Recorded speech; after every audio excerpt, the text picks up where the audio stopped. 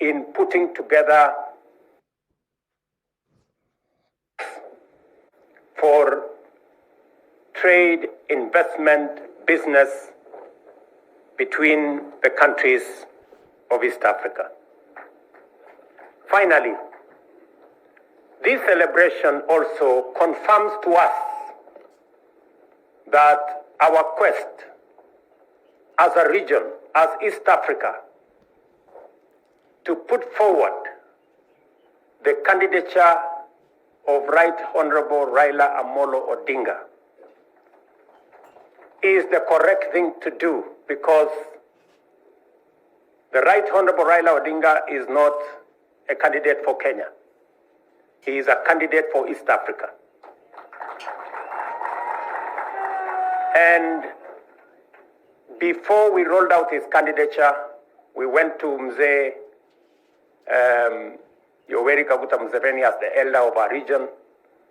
We spoke to all the East African heads of state, and we confirmed that we had the right candidate with the right credentials to be able to champion the unity, the progress, and the success of Africa as a continent.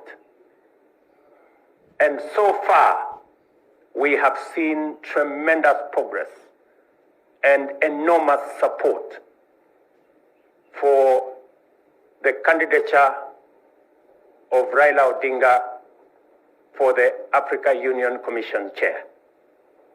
We are confident that his credentials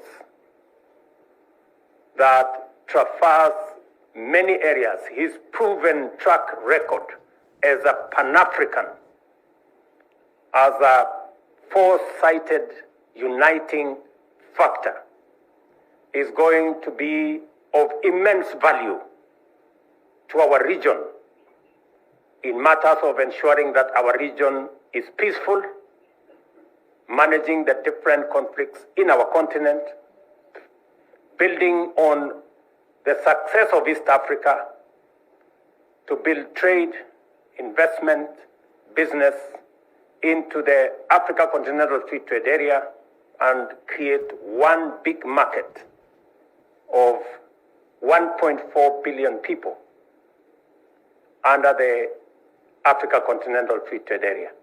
We are very confident that the successful bid of the Honorable Raila Odinga is going to see the fortunes of our continent change for the better going into the future.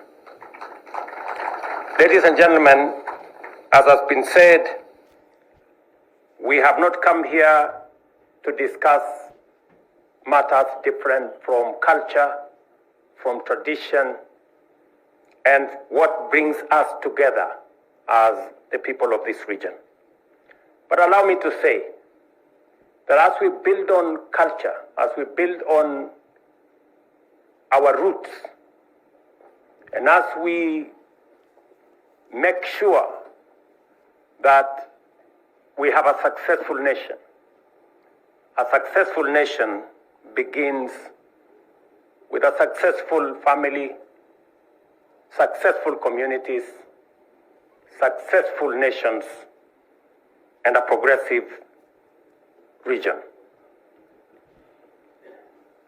We have gazetted 2 cultural heritage sites here in Siaya.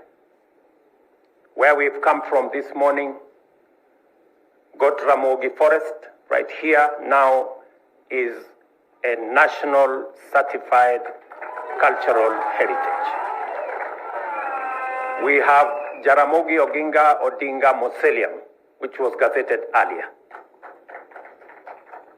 As a government, we are also assessing another 7 sites that have historical, cultural, and traditional significance here in Siaya, with a possibility, when they meet the threshold, for us to gazette these other sites.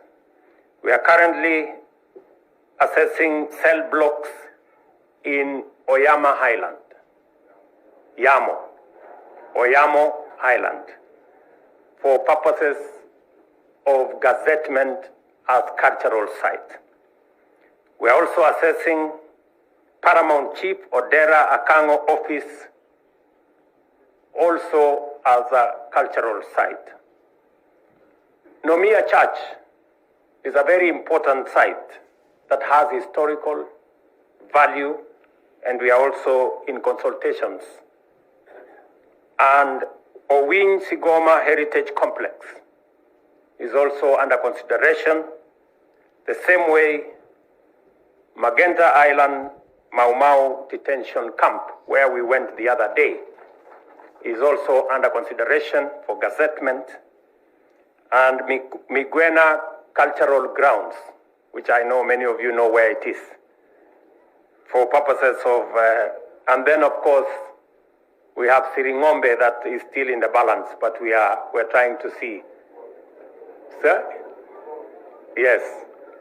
So again, the Ministry of Culture and Heritage is working with the counties to make sure that ultimately we have these sites that will act as beacons of our culture and our tradition. Ladies and gentlemen, because we still have another occasion ahead of us, let me say I'm truly grateful and happy that we have come to celebrate and to conclude Piny Luo, an event that has brought people from different countries into Kenya to celebrate unity,